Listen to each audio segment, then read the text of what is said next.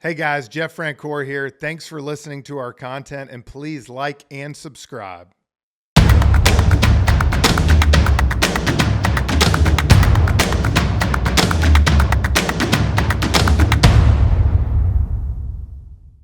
Before we get to the podcast, if you have middle school or high school kids that play sports and you don't want to fundraise like me, we got you covered. My buddy Chris Carneal owns Booster. Chris? We help schools and sports teams raise funds in a super fun and engaging way. In fact, the last 22 years, we've raised $750 million, and we can't wait to help you. Choose booster.com. Welcome back to Pure Athlete. I'm Jeff Francoeur along with Brad Williams.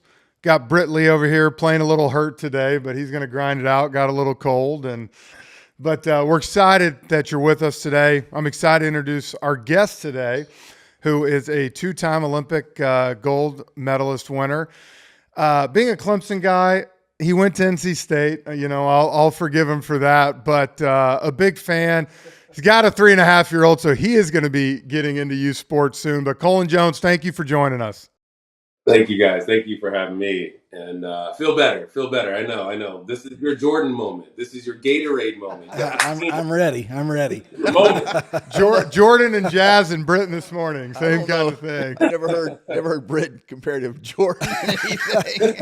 There's a first for everything. Maybe pickleball. We want to get to your youth sports story, but you are a big advocate for water safety, and we're about to hit Memorial Day and the pool season in summer and so on and so forth. So, elaborate a little bit on what should parents know? Yeah. So one of the, along with being a water safety ambassador, the first question you asked is, what do you do now? And I work for Speedo. And so I've kind of come full circle. I'm the senior manager of sports marketing. So I'm now signing the contracts of the next generation. And when they forget their goggles, like I did, they call you. Make sure they're taken care of.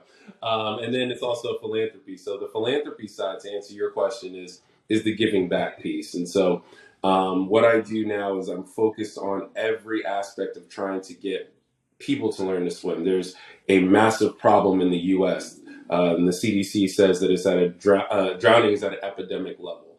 And when we have 64% of Black Americans that don't know how to swim, 54% of Latinos don't know how to swim, and 38% of Caucasians don't know how to swim, that's a U.S. problem. It's not just one demographic, it's everybody.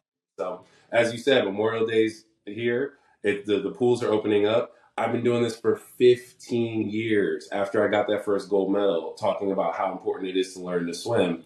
And the first question I always ask guys is, how many of you guys like to be in the water? There's not one hand in 15 years that I haven't seen where their hands shoot up when it comes to kids. And so then my next question is, how many of you have actually had swim lessons with a teacher, and then you start seeing the hands start dropping? And so that's the problem right there. Like we see the pools opening up. I was a lifeguard. I can't watch 500 kids. You can't expect me to watch 500 kids. And so as a parent, as a guardian, the biggest message that I want to push out there, especially as the pools open up, get your children formal lessons, learn to swim. So, CULLEN, can you tell us a little bit of that story, how you went from literally almost drowning in a pool at a young age to where you became a competitive youth swimmer, at least? Yeah, so it's actually pretty funny. So nearly drowning, my parents were like, yeah, never again. We're going to put you into swim lessons.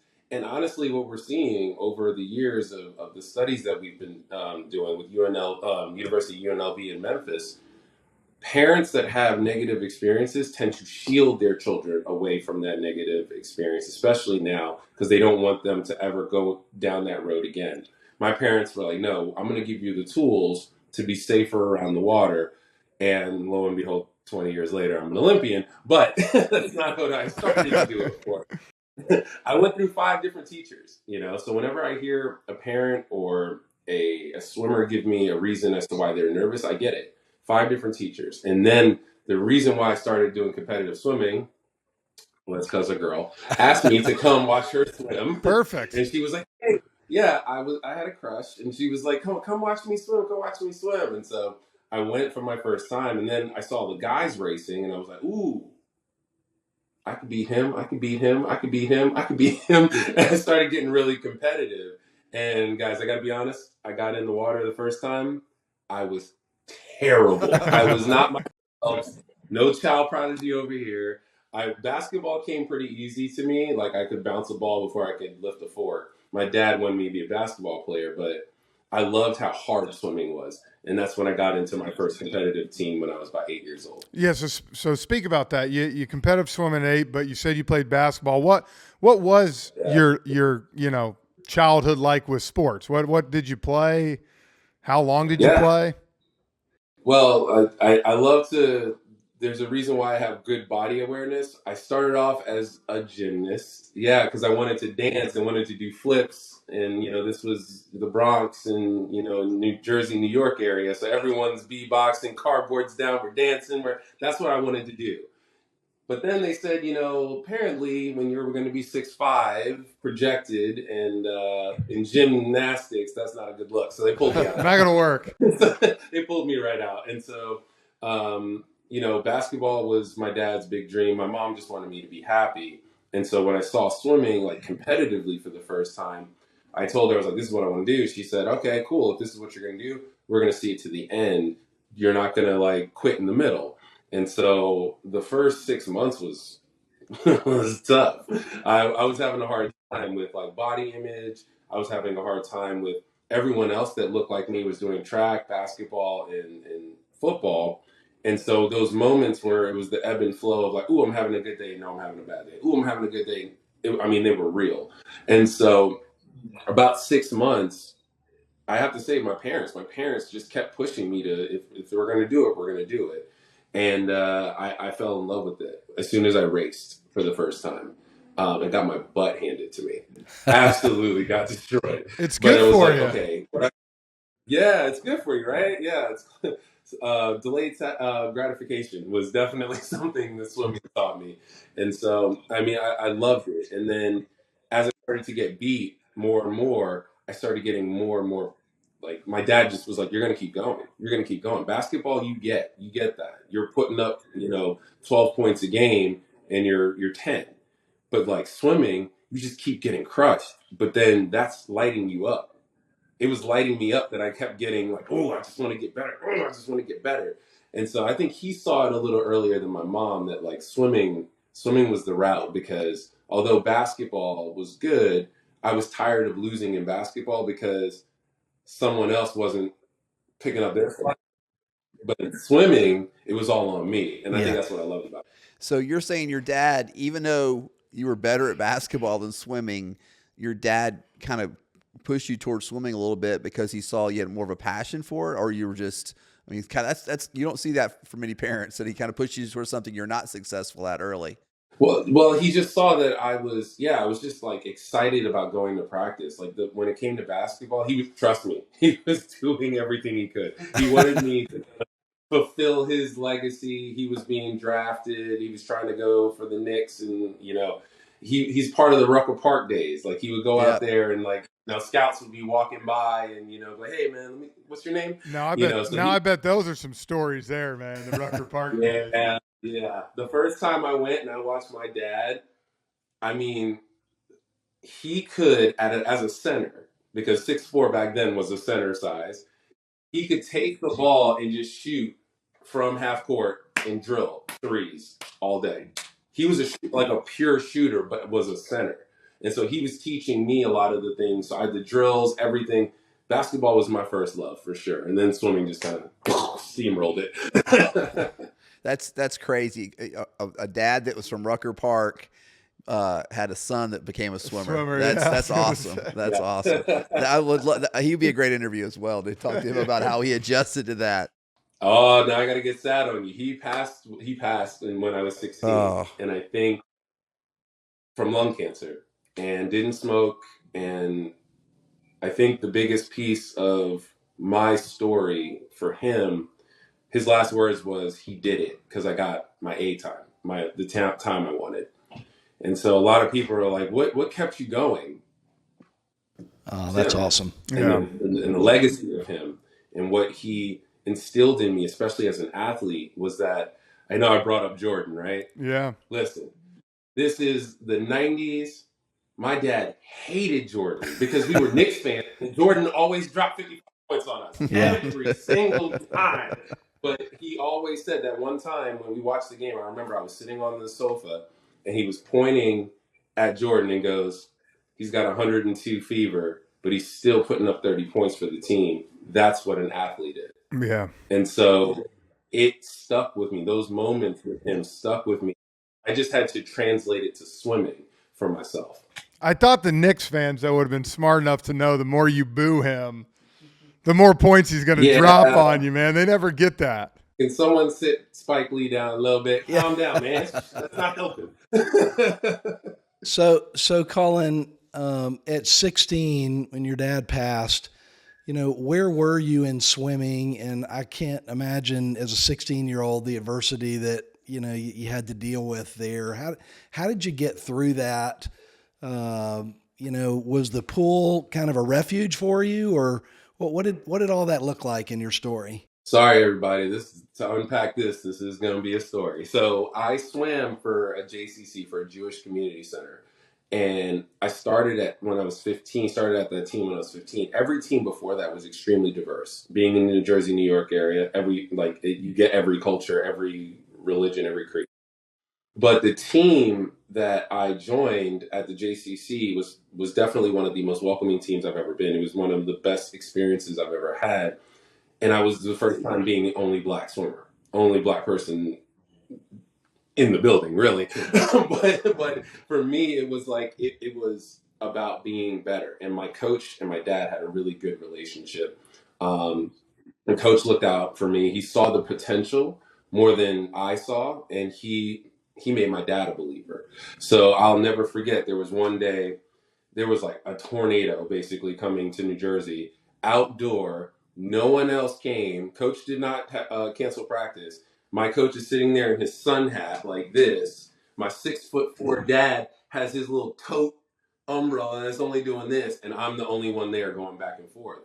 And I remember getting out, and I'm like, angry because I was like, no one else is here. I could be sitting home watching Saturday morning, cartoons and stuff. My dad pulled me aside. Exactly. He pulled me aside and he goes, you know why you did that? And I was like, why? He's like, because that's going to build character. You'll see. You'll see. And then the end of that year, that's when my dad came and told me he was diagnosed with lung cancer. And he said, remember that swim that you did? And I was like, yeah. He goes, when you get behind the block, remember that swim. And I raced the next day and I won. And I mean, like it got better and better and better as I started. Like I didn't really start getting better until I was 15. And then I was like, you were right, Dad, you were right. And he goes, because sometimes, Cullen, you got to do what's uncomfortable now to put it in the bank for later. And so that was March of that year when I was 15. By November, I was going to a winter meet, and I was trying to go for my quad A time. Quad A basically doesn't exist anymore, but it was a very good time for someone my age. And my dad at this point had lost most motor skills. He was just kind of in the bed and still was speaking, but that was about it. And I went Saturday, left for the meet, swam the meet, got the time, called him. He didn't pick up. My grandmother did. And she said, I told him. And all he kept saying over and over is, he did it, he did it, he did it. I came home. I saw him. I gave him a hug. The next morning, he passed. And the next, actually, it's not even the next. It was that night. I went to my mom and I was like, I have to go. And we got family coming in, driving in. They're like, what do you mean you have to go? And I looked at my mom and she goes, he has swim practice. And I was like, I have to go. And so my cousin, in tears, drove me to swim practice. And when I started swimming, that's when I broke. That's when I started crying. So swimming was very, very much a rehabilitation for me. It was always my space. But then knowing that he always wanted me to be successful in my own way. There's a lot of parents out there that like they have their own dream and they want their children to do that. Not only did my dad want me to be successful in my own way, he supported me in it. He pushed me in it. And something that he didn't really understand. And his last words were, he did it. He did it. That's awesome. So kind of hard to quit after that. Man, Yeah. God. I mean, I got to imagine, look, I'm sure there were tough moments, grief, mad, angry, but I'm guessing that drove you big time after that as you continue to go through high school.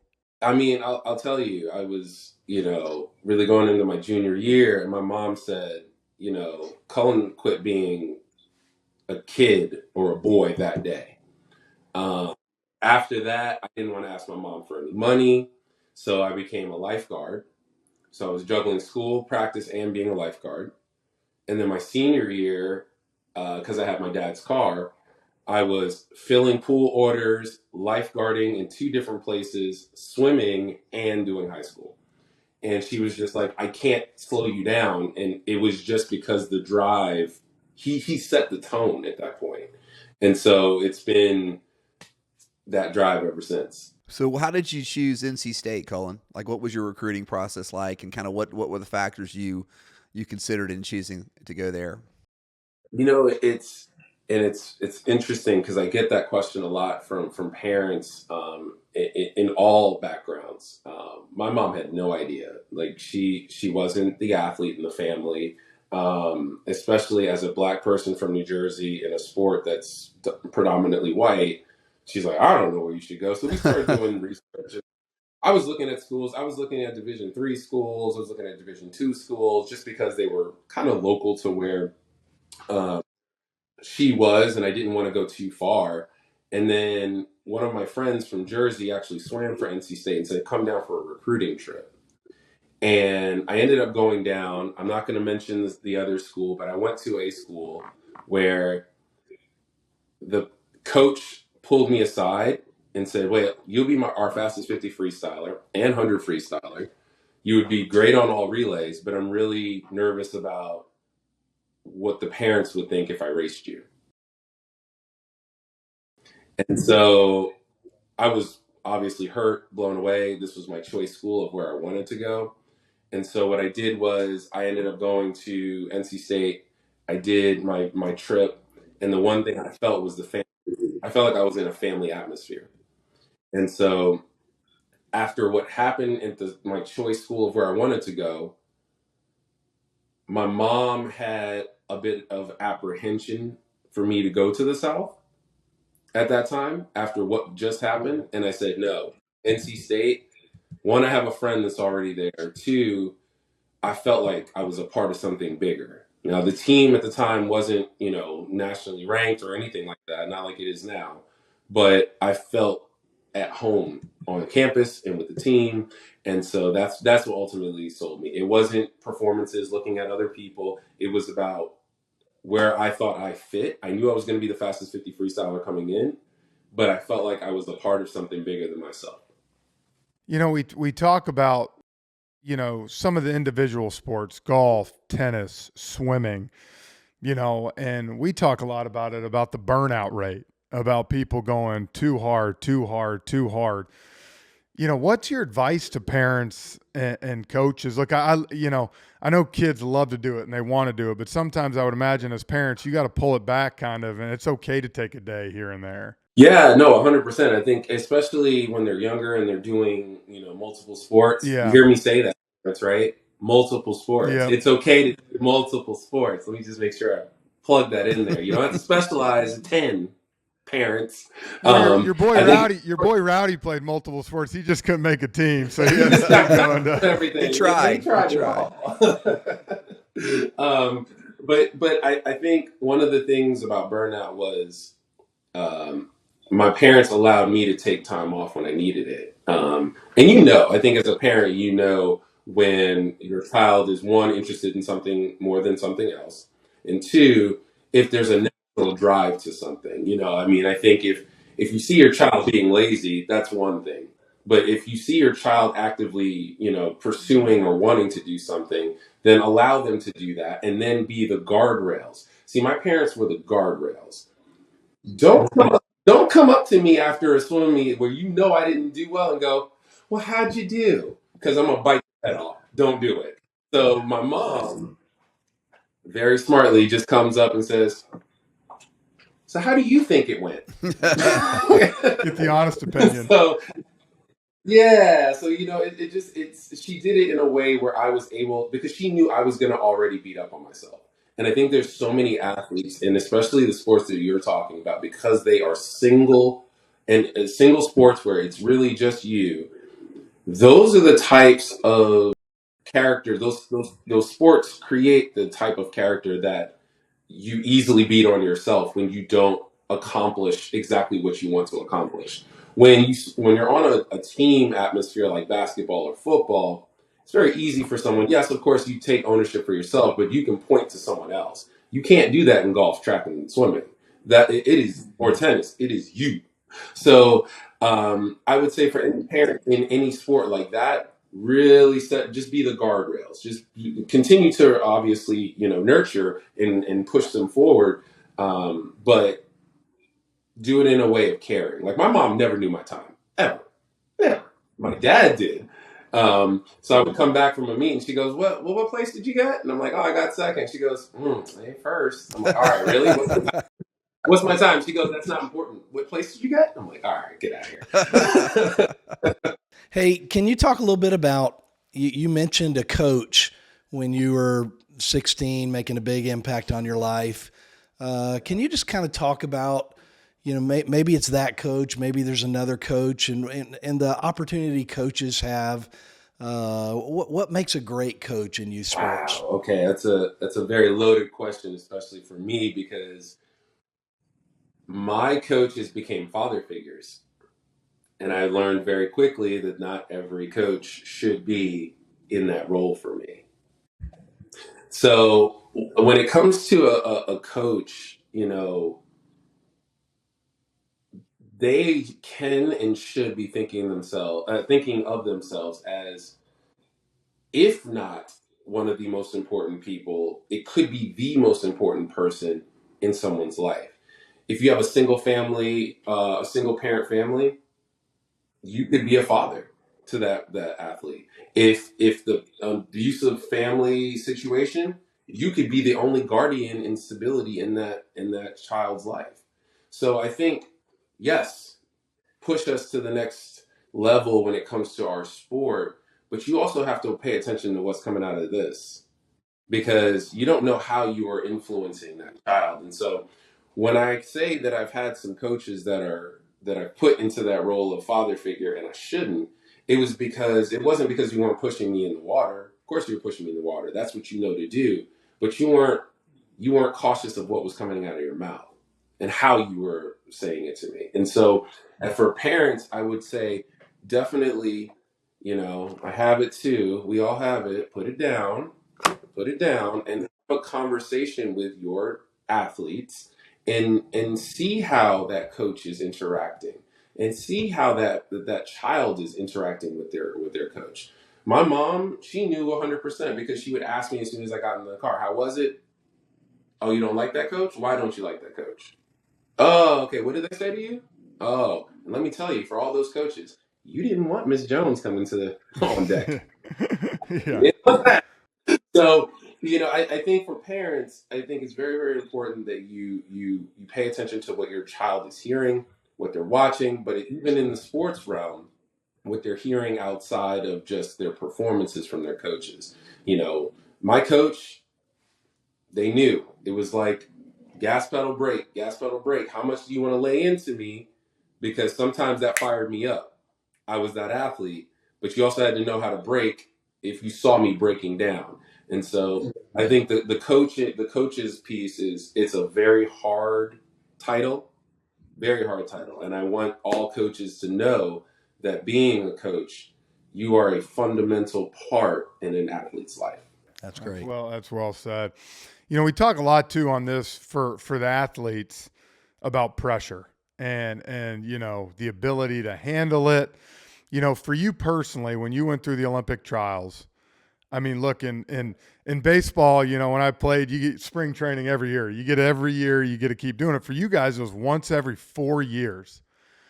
And, talk about that for you. I mean, the pressure, how you were able to deal with it and kind of bring out the best in you. I will say that it wasn't always perfect. There were a lot of, like, I show the medal to kids and to coaches and people all the time, and they're looking at it and they're like, wow. And I'm like, yeah, that's 1% of my journey. 1%. Because the other 99 were fails, tears, effort, blood, sweat, and tear, all of the cliches you can think of, because there were so many times that I didn't do what I planned on doing, and then I had to sit there and regroup. And so one of the things that I always tell people that ask, how did you get there? Two things. One, it was baby steps and a little bit of being naive, because I never thought being in the Olympics, a snot-nosed black kid from Irvington, that was for me. That wasn't for me. I was like, ooh, I just want to be that kid, and I want to meet that kid, and I want to win. That was what it was. And I kept training, and then I'd go to another meet and get absolutely decimated. And I'm like, oh, so this is a higher level. Then I go to NCAAs and get decimated again. Oh, this is another level. Now I'm at the Olympics. And it takes baby steps. And I think if athletes stop necessarily looking at LeBron and saying, okay, I got to be that. No. You just got to put more points up than you did the last game. No. You got to get more assists than you did the last game. Oh, no. Now you just got to win against this school. Oh, no. Now you just got to be the best in your conference. No. Now you got to be the best in your state. No. Now you got to go to the college of your choice, because they should be, if you're in that place, giving you letters to go to that school. Then you go to ACC championships and get your butt rocked. Cool. Okay. All right. Now, how do I get to NCAAs? It is steps to this. And I think so many people, especially now with social media and all these things, we're able to get such a nice glimpse into people's lives that we sit back and see where they are and go, I want to go from here to there. And that's not possible. Wow. Well said. So I think when it comes to the pressures of what I dealt with every day, it was more about being better incrementally. Every self-help book, it is about one step, Yeah. getting better one day, one after another. And I just don't think that we are telling our youth that. They see Instagram and they see the cars and the diamonds and the house and the this and the that, and they think that should happen tomorrow. And that's not how it works. So I think that the thing about me when it came to the pressure behind the block, not only was I the first black swimmer to make a world record long course, I'm thinking of myself as a role model to all these kids. I'm thinking about my mom, who's going to yell at me if I don't go and get first, apparently. I'm thinking about all my people at NC State. I'm thinking about all my people on my team. I'm thinking about my coach. I'm thinking about my girlfriend at the time. I'm thinking about, that's all pressure. And what I have to do is take the crown off, put it here, and focus on the one thing that I do really well, which is just go fast in the water and do my craft. If you can just take the pressure and allow yourself not to think of, I'm representing, I'm doing, I need to be all of these places, and just do what you want to do, which is play basketball, which is run as fast as you can, which is run that route, catch that ball, take everything else off and just do that, because all that's weight. Just do what you know to do. You'll be successful. So, Cullen, I don't want to put words in your mouth, but you're saying every time you got to another level of swimming, you got beat pretty bad, right, when you got that level. So did you have that same mindset when you got to your first Olympic trials? Because Rowdy talks about how there was more pressure on the trials than there was in the Olympics, actually, because it's just so competitive in America. But so did you take that mindset into your first Olympic trials? Like, this is just a new level and I'm probably going to get beat? Or did you kind of know that you had a shot to do pretty well? I'm happy you asked that question that way. Because although I knew in the back of my head that it was possible that was it, no. I had a Floyd Mayweather, Muhammad Ali mindset. There ain't no way I'm going to lose here. I'm not going to give it to you. I'm going to win. And then ultimately, if I didn't, I understood that there was going to be a readjustment. So when I went into trials, and Rowdy is 100% right, it is the most intimidating meet you could ever go to, because the top 8 people in all lanes can go to the Olympics and win a medal. We are the most dominant country, so any one of us could do it. So in 2008, I was blessed enough to make it in the 100 freestyle, but I wanted the 50, and I got third. They only take the top 2. And you brought up the mental side of things, and I'm so happy that my brother Phelps started talking about it. But you talk about most of the basketball players or football players get it every Sunday. You had a bad game, okay, next Sunday is going to be better. Basketball every 2 days, okay, I'm going to play again, I'm going to get better. Not for us. At best, we have a moment every year, because we'll go the Olympics, Worlds, Pan Pacs, Worlds, Olympics again. So every year there is something, although you might not see it on television all the time. There's something every year for us to focus on. But if you think about it for a second, behind the block, oh yeah, I've been training for 4 years for this very moment. You will mess up. I promise you, because there's so much pressure behind that. If you think about it like that, you know what? The pool didn't get any longer. I've been doing how many flip turns, how many starts, how many strokes, how many this, how many that. That's a much healthier way of thinking about it. And so when it came to the Olympic sports, and this is why you're seeing so much more of it now being spoken about, like by Phelps, like by Simone Biles, the pressure is real, because you only have how many spots? For swimming, it's only 2. And you only get how many years? 4 years of your life training for this one moment. See, I can't even say it out loud. My heart's starting to jump. For you, after, the journey you've been through, all the hours, what was it like for you to finally, get to the Olympics and be a gold medal winner? It is the most surreal moment next to my son being born. Honestly. Good answer. Good answer. Yeah, I know my wife's still going to be listening. Yeah, exactly. Yeah. No, I mean, to be honest, it is. It was like, one, I was exhausted because I just given everything I had. And then, to be able to whip around, because they don't tell you how quick it is. You win, you're like, yes, I did it. Okay, get your butt on the podium right now and say the national anthem. Although your heart rate's through your roof, you got all this lactic acid, you only have 30 seconds. So I'm sitting up there, and I remember Phelps was there. He had a little bit more time, so he was a little bit more arrested. But the guy who went after me, Jason Lezak, who just went the fastest 100 freestyle of all time, is literally saying the national anthem, and he's doing this because he's like blacking out. And I'm like holding him like this so that we can say our national anthem. But to tell you exactly how it felt, it was the coolest thing I've ever felt in my life. To be able to say our national anthem, it made me, I loved my country already, but to go through that was amazing. And then, and I'm going to share this with you because it's what solidified us. 3 days before that relay, we received an American flag from our armed forces, and they wrote to us about how they are rooting for us. There was not one dry eye in that room. And we said, we cannot lose this.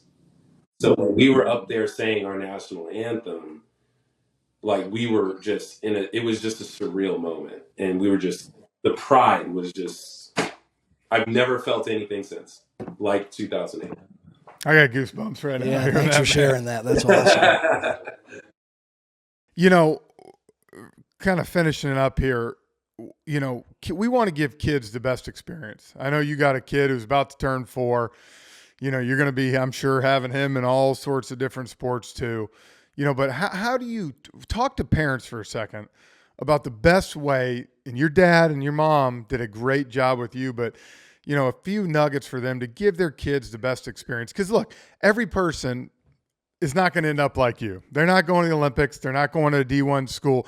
But still, we talk about all the time with our kids, I want my kids to have the best experience as long as they can possibly play until they just can't do anymore.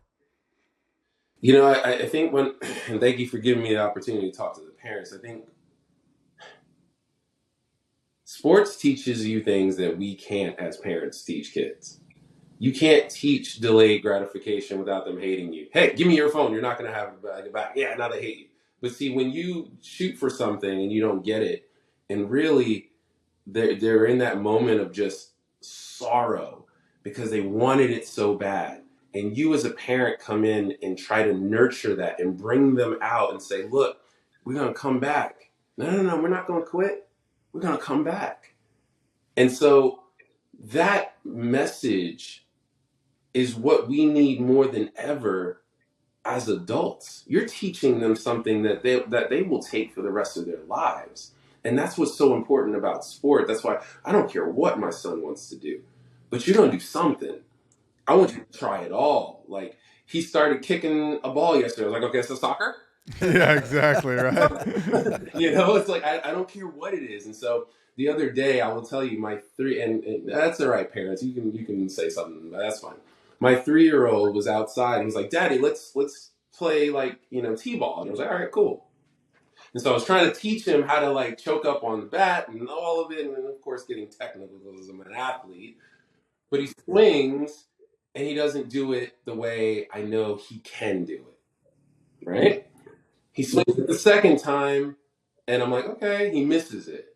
He swings it the third time, misses it again, and says, I can't do it. I quit.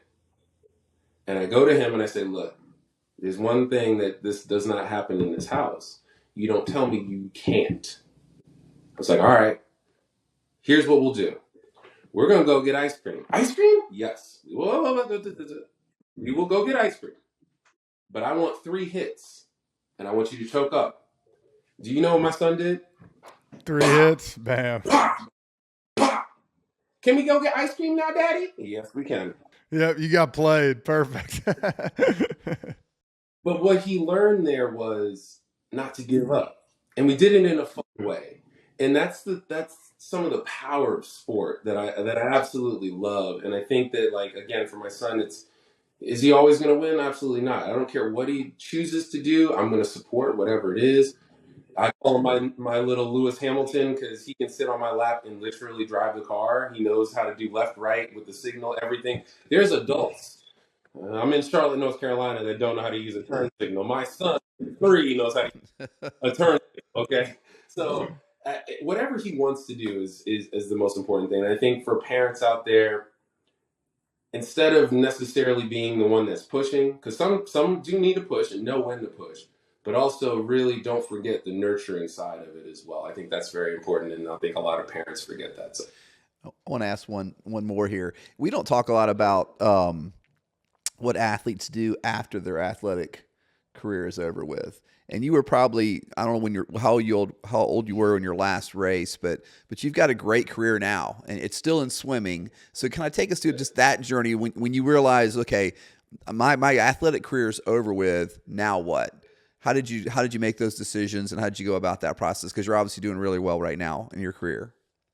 I appreciate that. Yeah. So, I mean, and again, this is the stuff that I'm trying to teach my son even at 3, and I'm playing around with it at 3, but I need him to learn these life lessons. But after I was done swimming, I didn't know what I was going to do. And I had our CEO at the time, he came back to me and was like, did you finish school? And I was like, no. Didn't you promise me and your mom that you were going to finish school? So after 2016, when I missed, I went back to NC State to finish my degree and still swam. I swam next to the team because of NCAA rules, but I was still training and finishing my degree.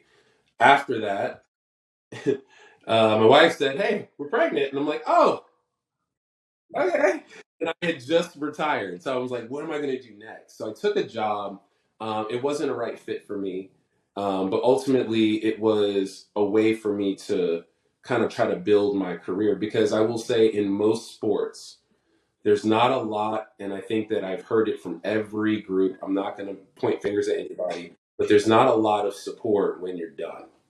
And I think we need to do a much better job of that. When you're in certain sports, there's a lot more funding and it's kind of easier to do a transition.